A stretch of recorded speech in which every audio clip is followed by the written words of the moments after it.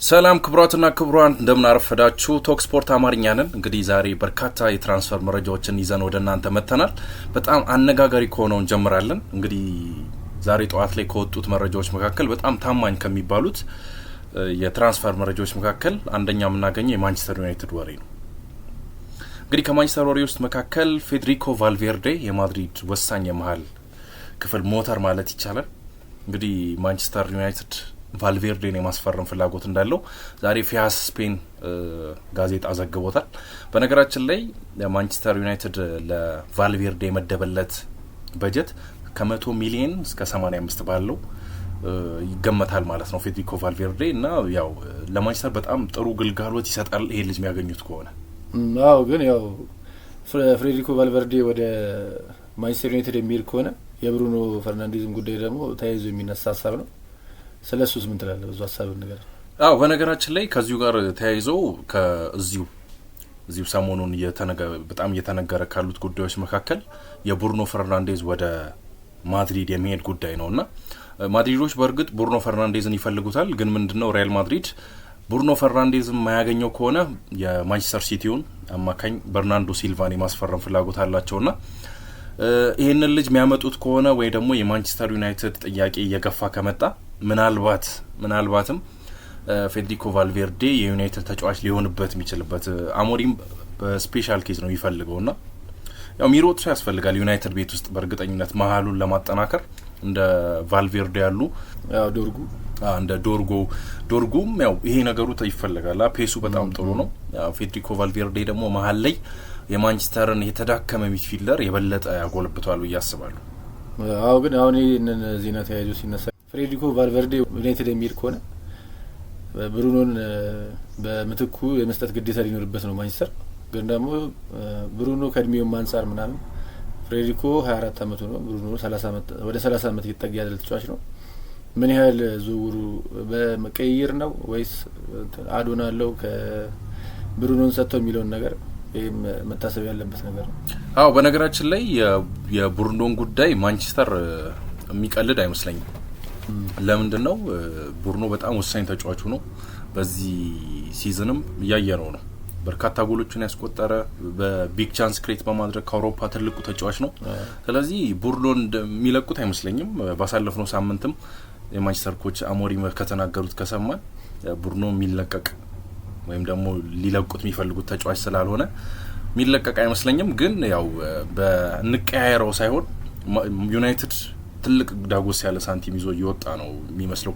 ብዙ ጊዜ አሁን እየተወራ ያለው አርሰናል በዚህኛው ዝውውር ራሱን ያጠናክራል የሚል ነገር ነው። ግን ማንቸስተርም በይበልጥ ራሱን የማጠናከር ስራ ጀምሯል።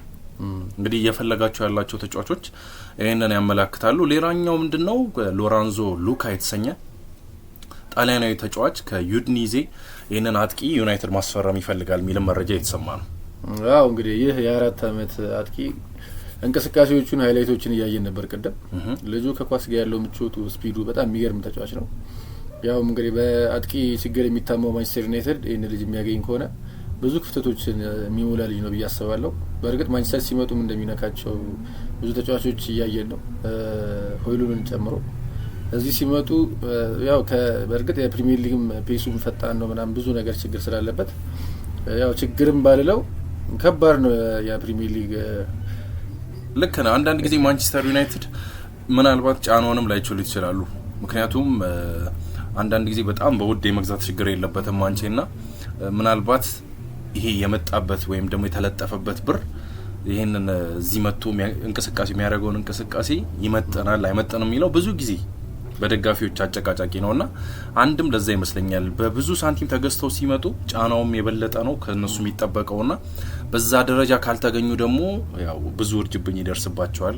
በዛም መልኩ ይመስለኛል እውነት ነው። እና ብዙ ጊዜ ደግሞ ችግር ነው የማስበው ማንቸስተር ዩናይትድ እንደኔ የፕሪሚየር ሊግ ቲሞች ላይ ያሉ አጥቂዎችን ቢያስፈርም ብያስባለሁ። ለምን ሊጉንም ስለሚያውቁት እዛ ለመላመድም አይከብዳቸውም። ያው ከአንድ ቤት ወደ አንድ ቤት ወደ መሸጋገር ያክል ነው።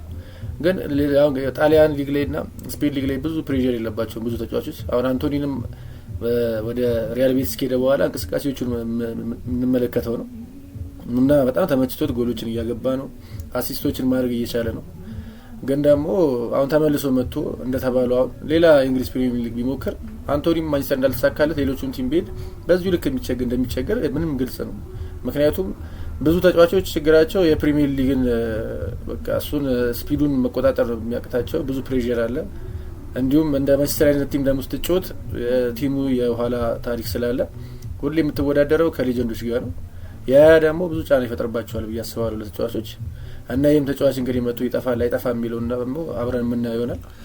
እውነት ነው። እንግዲህ ሌላ ከማንቸስተር ዩናይትድ ጋር በተያያዘ የክሪስታል ፓላሱን ኢዜን የማስፈረም ፍላጎት አለው ማንቼና ቶትናም በዚህ ተጫዋች ዙሪያ ያሉትን ነገሮች እያጠኑ እንደሆነ መረጃዎች ያመላክታሉ። በነገራችን ላይ ኢዜ በጣም ጎበዝ ተጫዋች ነው። ወደ 60 ሚሊዮን ፓውንድ ተለጥፎበታል። እንግዲህ ይሄኛውንም ፉክክር የምናየው ይሆናል። ወደ ሌላኛው መረጃችን አለፍ ስንል የምናገኘው ቨርጂል ቫን ዳይክን ነው። እንግዲህ ቫን ዳይክ ዘንድሮ ከሊቨርፑል የመልቀቅ ፍላጎት እንዳለው ሁላችንም የምንመለከተው ነገር ነው። በዛ ላይ ደግሞ ኮንትራቱ የሚያበቃበት ሲዝን ነውና ወደ ሪያል ማድሪዶች ለቫን ዳይክ ለማስፈረም ፍላጎት እንዳላቸው የተገለጸም ይገኛል። አዎ እንግዲህ ሪያል ማድሪዶች ከብዙ ተከላካዮች ጋር ስማቸው እየተነሳ እንደሚገኝ ይታወቃል። የአርሰናሉን ዊሊያም ሳሊባንም እንደሚፈልጉት ታውቆ ነበር። ያው የሱ ጉዳይ አሁን ላይ ብዙም እየቀዘቀዘ ያለ ይመስላል። ቨርጂል ቫን ዳይክ ወደ ሪያል ማድሪድ የሚል ከሆነ እንግዲህ የማድሪድ የመከላከል ቦታ በጣም ብዙ ክፍተት እያየንበት ነው። ኢቭን ከሪያል ሶሲዳድ ጋር እንኳን እያያችሁ ነው። ማንቸስተር ያሸነፈውን ቲም እነሱ በጣም ተቸግረው 4 ጎል አስተናግደው የወጡበትን ጨዋታ ስታዩ የፊት ለፊት ችግር እንደሌለበት ያስታውቃል። ማድሪድ ላይ ያው ኳሊቲ ያለው ተጫዋቾች አሉት በፊት ለፊት በኩል። በኋላ በኩል ግን ያው እነ ሩዲገር ምናምን እነ ሚሊታውን ጉዳት እያመሳቸው ይገኝ እነሱ ተደምረው እንግዲህ ማድሪድን በጣም ያስቸገሩት ይገኛሉ እና ቨርጂል ቫን ዳይክ ወደ ማድሪድ የሚሄድ ከሆነ ብዙ ችግሮችን የሚፈታ ነው እና ልጁም የመሪነትም እንትን ባህሪ ስላለው በብዙ ነገር አይቸገርም ብዬ አስባለሁ። ያው ያን ላይ አይቸገርም። በርግጥ ቫን ዳይክ ጥሩ ተጫዋች ነው። ማድሪድ ቤድ እንደውም የበለጠ የሚሳካለት ቲሙን ስቴብል የማረጋጋት ሂደት ይኖራል ብዬ አስባለሁ። ምክንያቱም ዊሊያም ሳሊባ በዘንድሮ በዚህኛው በሚቀጥለው የውድድር አመት የመልቀቅ ፍላጎትም እንደሌለው በመግለጹ ምናልባት በትክክል ፊታቸውን ወደ ቨርጂል ቫን ዳይክ ሊያዞሩ ይችላሉ። ሌላኛው መረጃችን የሚሆነው ሊቨርፑል እንግዲህ የካናዳዊውን አጥቂ የሊል ስትራይከር የሆነውን ጆናታን ዴቪድን የማስፈረም ፍላጎት አላቸው። እንግዲህ ተጫዋች በዚህ በውድድር መጨረሻ ነጻ ፍሪ ኤጀንት ይሆናልና በነጻ እንግዲህ ይህንን ኮከብ የማስፈረም ፍላጎት አላቸው ሊቨርፑሎች። ኢብራሂሞ ኮናቴም ይለቃል የሚል መረጃዎች ነበሩ። ምን ያህል እውነት የሚለውን ነገር እንግዲህ በቀጣዮቹ ጊዜዎች የምናውቀው ነገር ነው እና ሁለቱንም ተከላካይ የሚለቅ ከሆነ ሊቨርፑል እንደ አዲስ የተከላካዩን ስፍራ አፍርሶ መገንባት ነው የሚሆንበት። ወይ ከሁለት አንዱ ማስቀረት አለበት፣ ወይ ሁለቱ የሚወጡ ከሆነ ደግሞ ከነሱ ጋር ተመጣጣኝ የሆነ የተከላካይ ስፍራ ለመገንባት እንግዲህ በደንብ ገበያው ላይ መንቀሳቀስ ይኖርበታል። እውነት ነው። ከዛ በተጨማሪም እንግዲህ ኒውካስትል ዩናይትድ አጥቂ የሆነውን አሌክዛንደር አይዛክም ከኒውካስትል ጋር ራሱ እየተነጋገረ እንደሆነ፣ ምክንያቱም ቻምፒየንስ ሊግም ማይገቡ ከሆነ ከዛም በተጨማሪ ደግሞ አይዛክ ከፔሳር ጋር በተያያዘ ኒውካስትል ተጫዋች መሸጥ አለበት ግዴታ ውስጥ ስለሚገባ ያው አሌክዛንደር አይዛክንም የመሸጥ ፍላጎት አላቸው። በዛ ላይ ደግሞ ሊቨርፑል ፈላጊው ነው መሐመድ ሳላም ሊለቅበት ይችላልና ከዛ ጋር በተያያዘ እንግዲህ ሊቨርፑል ብዙ አጥቂዎች ላይ ትኩረት አድርጎ እየተንቀሳቀሰ ይገኛል። በሌላ ዜና እንግዲህ የበርናንዶ ሲልቫን ጉዳይ እናገኛለን።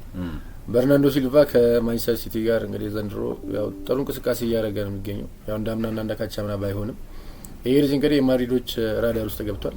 ማድሪድ የፊት ለፊቶችን ጥሩ ተጫዋቾች እያሉ አሁንም ያው ማጠናከሩ ላይ በደንብ እየሰራ ያለ ቲም ነው እና በርናንዶ ሲልቫ ወደ ማድሪድ የሚሄድበት እድሉም እንደዚሁ እየተነሳ ይገኛል።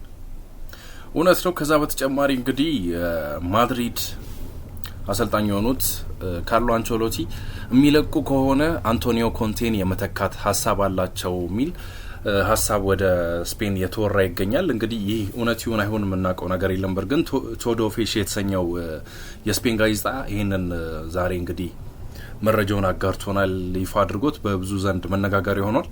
እንግዲህ አድማጮቻችን ስታደምጡን የቆየነው ቶክ ስፖርት አማርኞች ነን። በሌላ ትራንስፈር መረጃ ወደ እናንተ እናደርሳለን። አብራችሁን ስለነበራችሁ ከልብ እናመሰግናለን።